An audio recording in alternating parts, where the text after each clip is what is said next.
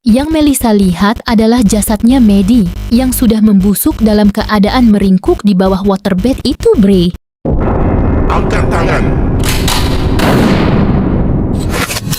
Assalamualaikum warahmatullahi wabarakatuh. Terima kasih sudah klik video ini. Di malam ini aku akan menceritakan satu kasus hilangnya seorang anak yang sekilas memang terlihat seperti kejadian biasa, Bre. Kasus kali ini nggak ada tanda-tanda mencurigakan di awal. Karena semua ini terjadi di lingkungan yang sangat dekat dan familiar. Tapi justru hal itulah yang bikin kasus ini terasa lebih mengganggu gitu loh. Ini adalah kisah tentang Maddie Clifton, seorang anak perempuan yang tiba-tiba menghilang tanpa jejak, yang jelas di dekat rumahnya sendiri. Nggak ada tanda-tanda penculikan besar, dan nggak ada saksi yang betul-betul melihat sesuatu yang mencurigakan. Yang ada cuma satu pertanyaan sederhana. Gimana mungkin seorang anak bisa hilang di tempat yang seharusnya paling aman untuk dia? Dan dari situ mulai terungkaplah, Bre, sesuatu yang tidak pernah disangka-sangka sebelumnya.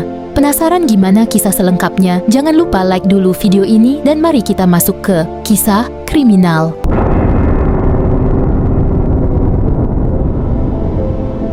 Oke, Bre, jadi kisah kali ini mengisahkan tentang seorang anak perempuan berusia 8 tahun bernama Madeline Ray Clifton, atau biasanya dipanggil Maddie. Maddie ini lahir pada tanggal 17 Juni tahun 1990.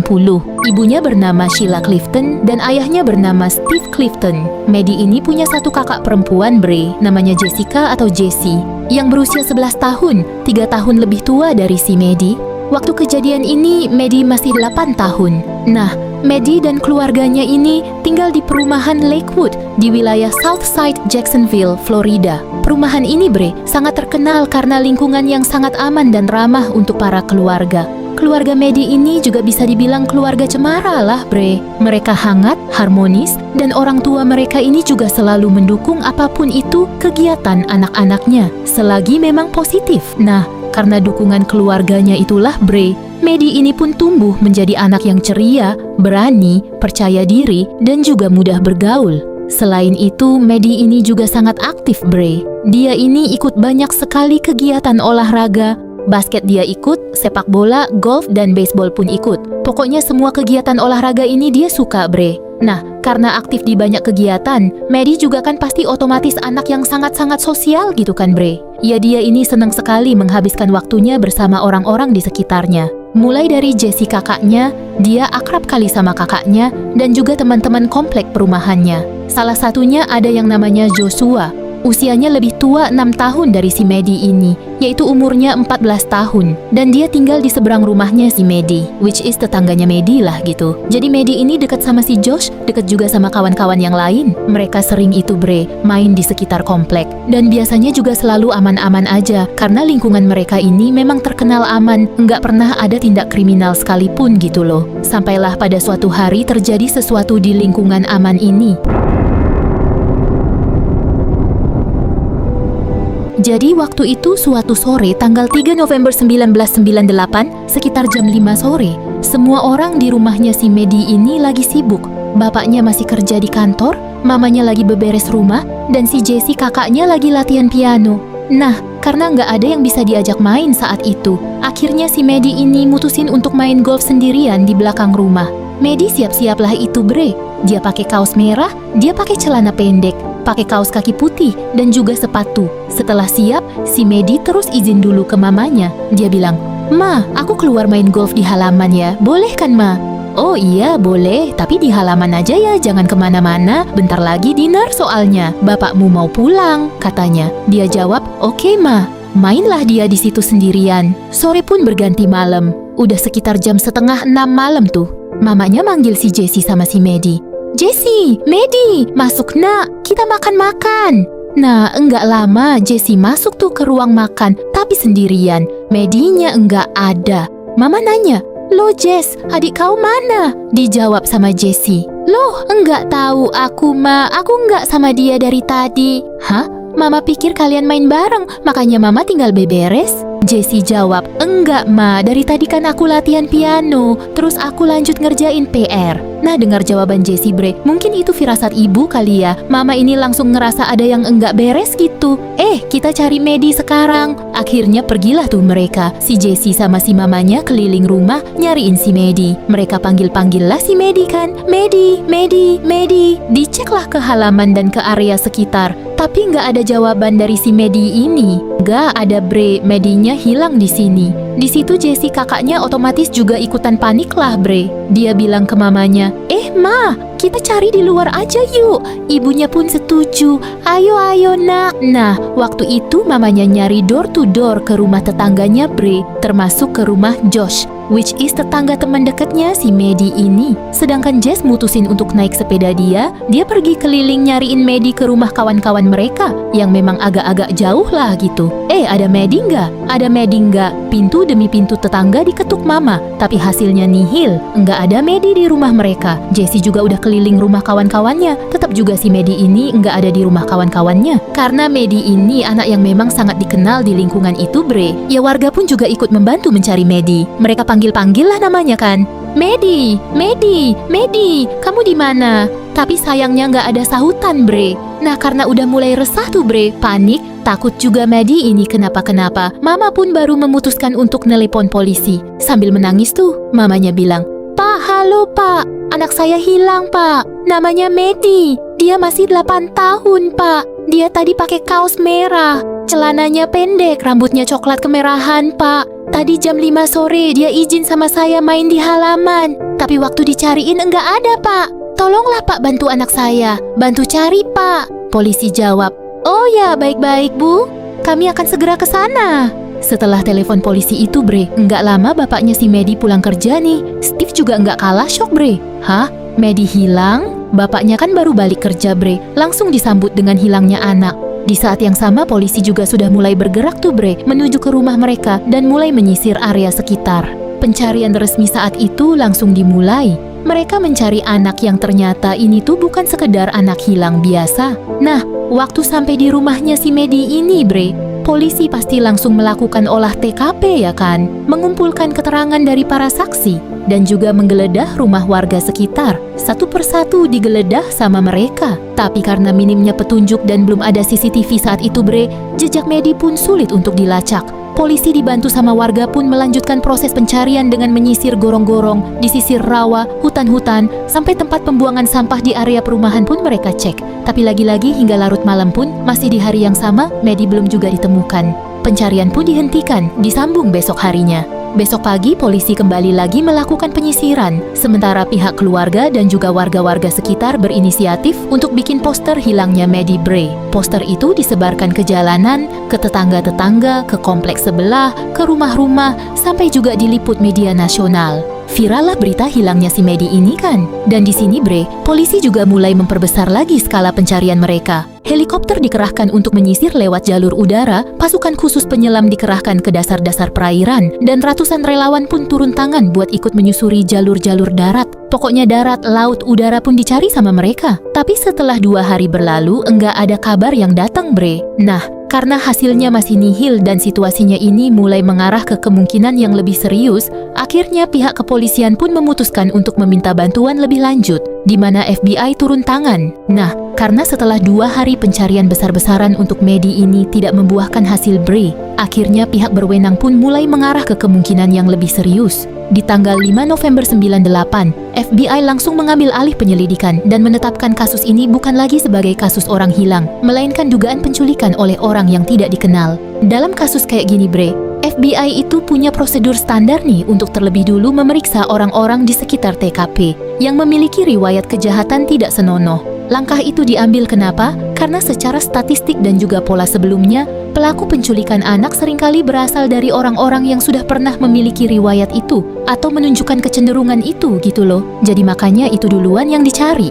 Jadi di sini FBI mulai memproses semua informasi dan menelusuri nama-nama dalam daftar orang-orang yang pernah melakukan kekerasan tidak senonoh yang memungkinkan tinggal di sekitar rumahnya Maddie. Itu yang dicari FBI. Dan dari penyelidikan itu muncullah ini Bre, satu nama, namanya Larry. Laki-laki usia 45 tahun, tetangga yang rumahnya masih satu blok sama si Maddie. Nah, si Larry ini punya riwayat kasus tidak senonoh Bre. sekitar 20 tahun yang lalu. Waktu itu katanya laporan itu enggak dilanjutin karena kurangnya bukti, tapi pernah terjerat dia. Dibawalah si Larry ini ke kantor polisi kan. Diinterogasi dia terkait kasusnya si Maddie.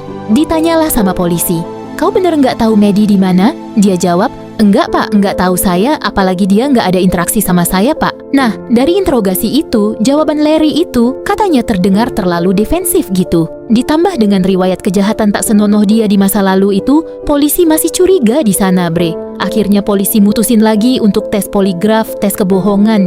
Dan ternyata hasilnya bohong si Larry. Di situ Larry bilang, "Pak, sebentar dulu. Walaupun hasil tes poligraf saya ini bilang, saya bohong, Pak. Tapi saya berani sumpah, Pak. Itu bukan saya pelakunya. Sore itu saya memang sempat, Pak, lihat Maddie main golf di halaman rumah dia. Tapi selang beberapa menit kemudian, Maddie itu masuk. Entah mungkin dia ngambil bola atau ngambil apa. Habis itu saya enggak ngelihat dia lagi." Nah, pernyataan Larry itu nyatanya enggak bisa langsung bikin dia bebas dari kecurigaan bre. Apalagi menurut warga, Larry ini dikenal sering berinteraksi sama anak-anak dekat komplek itu. Dan dia ini juga termasuk bisa dibilang orang terakhir yang melihat keberadaan Maddie. Akhirnya di sini pihak kepolisian pun tetap menjadikan Larry sebagai tersangka utama untuk sementara. Cuman karena belum ada bukti yang cukup kuat bre, polisi belum bisa nahan si Larry. Walaupun memang dites poligrafnya bohong, belum bisa bre buktinya di mana. Akhirnya Larry ini nggak bisa ditahan, cuman dia tetap berada dalam pengawasan ketat, di mana pergerakannya akan selalu dipantau dan sewaktu-waktu dia ini bisa dipanggil kembali untuk pemeriksaan lebih lanjut.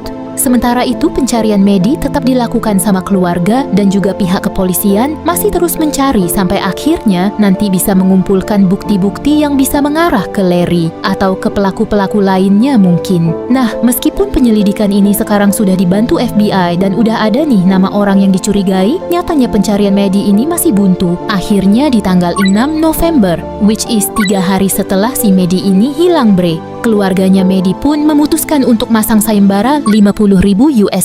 Dia kasih hadiah bagi siapapun yang bisa menemukan Maddie. Seiring kasus ini makin jadi sorotan publik, jumlah hadiahnya naik jadi $100,000 karena bukan dari keluarganya lagi bre. Banyak tuh orang ikut berdonasi untuk nambahin nominal sayembara. Sekitar 2 miliar lah kalau tahun sekarang. Nah, sejak saat itu suasana di perumahannya si Maddie ini berubah total. Dari yang tadinya tenang, aman, sekarang tuh sudah jadi penuh kekhawatiran gitu loh bre. Selama hampir 1 minggu, setiap hari itu polisi pasti bolak-balik datang ke sana. Orang-orang juga makin geger lagi nyariin si Maddie. Anak-anak yang biasanya langsung main nih sepulang sekolah bre, sekarang mereka balik sekolah langsung dikasih tugas nyebar poster-poster hilangnya Maddie. Orang tua yang nggak lagi kerja pun ikut juga nyariin Maddie. Pokoknya suasananya jadi tegang di sekitar komplek itu bre. Selain mungkin tergiur sama hadiah $100,000 itu, masyarakat ini juga merasa kehilangan sosok Maddie ini bre. Apalagi Maddie ini dikenal dekat kali kan sama anak-anak mereka di komplek itu. Dan hal itu juga yang dialami sama Josh atau Joshua Phillips itu, salah satu kawan depan rumahnya tuh. Sejak Maddie itu menghilang, Josh ini sibuk banget bre. Setiap hari dia nyariin si Maddie di tempat-tempat biasanya mereka main. Pulang sekolah Josh ini juga ikutan nyeberin poster, ngasih-ngasih support ke keluarganya si Maddie, terutama ke kakaknya, ke Jesse, yang juga teman main dia juga kan. Josh ngelakuilah rutinitas itu selama berhari-hari bersama dengan teman-teman yang lain. Sampailah di tanggal 10 November 98 atau 1 minggu setelah si Maddie ini menghilang bre. Anyway, Josh posisinya waktu itu masih sekolah. Di rumah si Josh waktu itu cuman ada si Melissa, mamanya si Josh. Sedangkan si Josh lagi bantu nyari Maddie kan. Waktu itu Melissa lagi beberes rumah bre, sat. Dan pas sampai di dekat kamar si Josh, which is anaknya, dia ngelihat ada rembesan cairan warna kuning gitu bre, di lantai dekat pintu kamarnya si Josh. Heran si Melissa di situ kan, dalam hati, ih apaan tuh? Waktu dideketin, baunya itu aneh banget. Begitu si Melissa masuk buat ngecek bre, Melissa langsung bisa nyium bau itu makin nyengat lagi.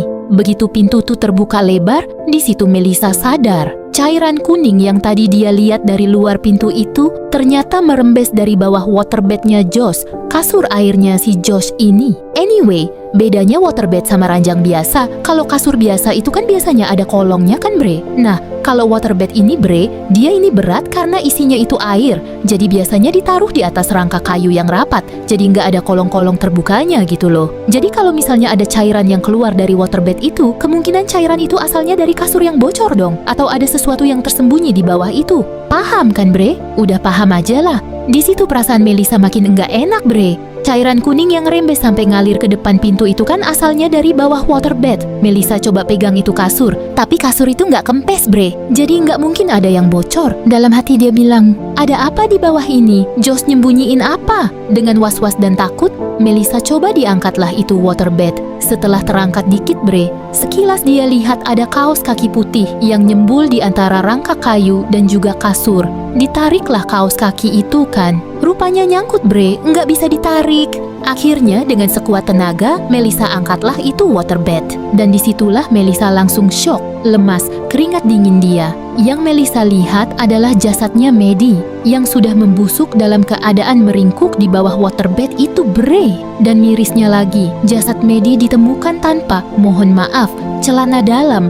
Dan satu tangannya masih megang pinggiran rangka ranjang itu loh bre. Yang seolah si Maddie ini sempat mencoba buat keluar dari sana. Setelah melihat temuan itu, Melisa nggak banyak basa-basi, dia langsung telepon polisi bre. Dia lapor lah gini.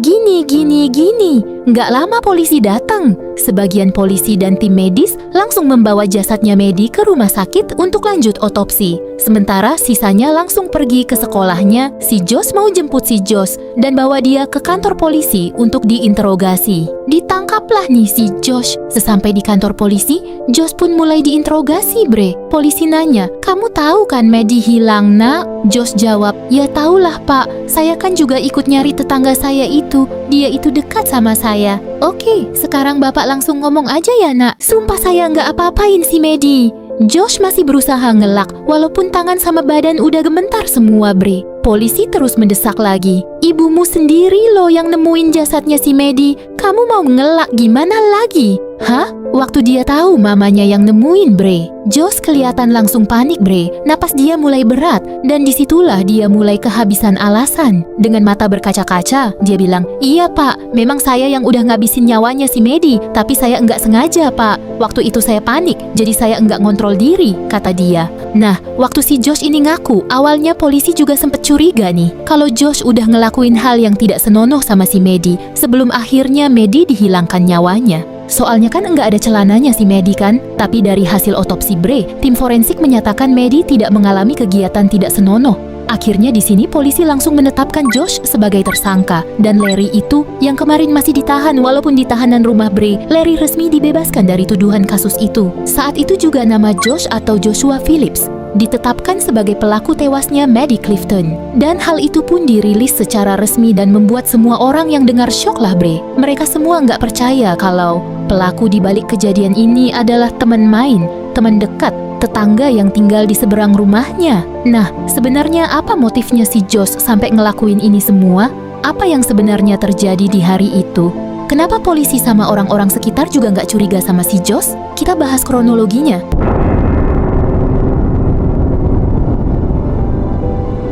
Jadi kronologinya gini bre, di tanggal 3 November itu, Maddie kan main golf tuh. Nah setelah dia main golf di halaman rumahnya itu bre, sekitar jam 5 sore, Maddie ternyata pergi ke depan, ke rumahnya si Josh mau ngajakin si Josh main baseball. Karena mungkin bosan si Maddie ini main sendirian ya kan, dan waktu diajak mau si Josh. Tapi di situ Josh bilang, aku nggak bisa lama-lama dek, karena aku harus beberes rumah, bentar lagi bapakku pulang.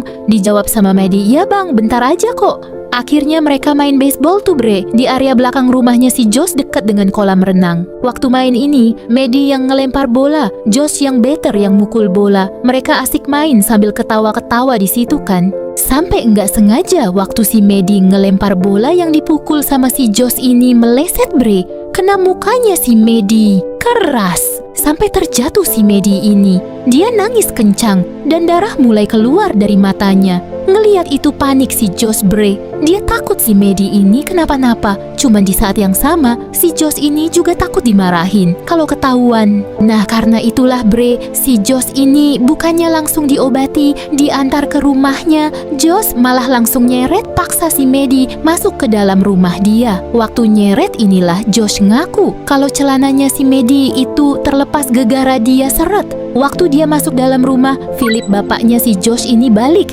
Makin takut dia, bre, takut kena marah.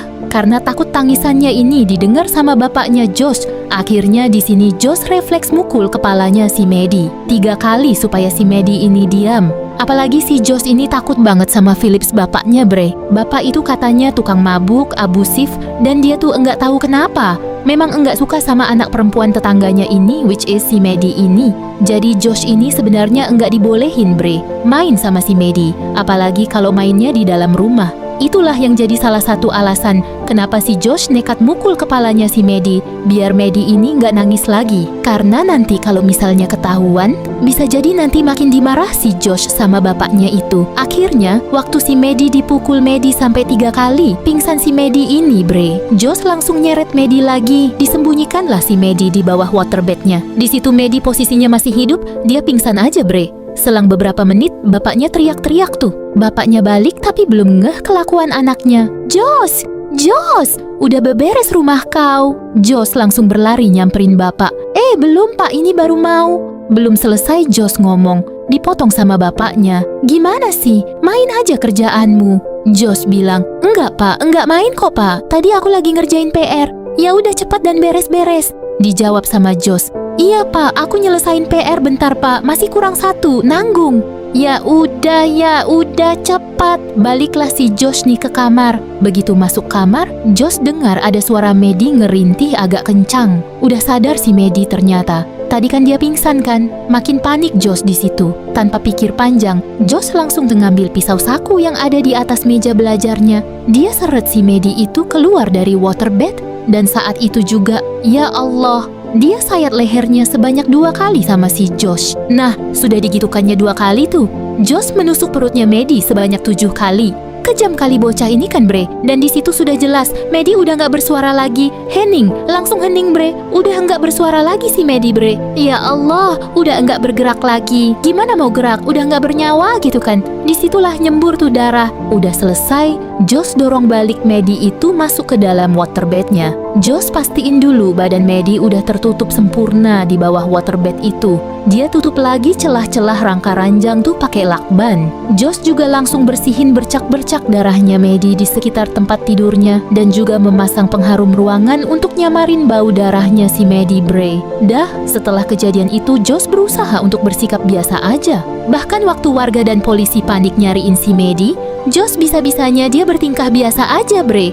Dia kan acting pura-pura nyariin si Maddie kan? Ternyata sikap tenangnya si Josh itu terbukti berhasil ngelabuin si polisi. Dan katanya nih, bre, beberapa hari setelah hilangnya Maddie sebelum ketahuan ini, polisi itu sebenarnya sempat nyium bau enggak sedap dari rumah si Josh. Rumah si Josh kan juga diperiksa. Tapi karena waktu diperiksa ternyata Josh ini punya banyak burung peliharaan. Polisi mikirnya bau itu dari bau tahi burung yang jarang dibersihkan. Makanya enggak begitu curiga. Dan selain itu, bre, polisi sama FBI juga dinilai udah melakukan kelalaian di kasus ini. Karena mereka cuma fokus sama kemungkinan bahwa pelakunya itulah tadi yang FBI bilang. Pelaku adalah orang dewasa yang punya kejahatan kayak gitu doang. Mereka nggak expect, bre, kalau pelakunya adalah anak-anak seusianya dan juga notabene tetangga teman mainnya si korban. Sempat dihujat juga itu polisi sama FBI. Akhirnya, setelah kasus ini terungkap pada tanggal 14 November 98, Maddie pun dimakamkan di TPU setempat.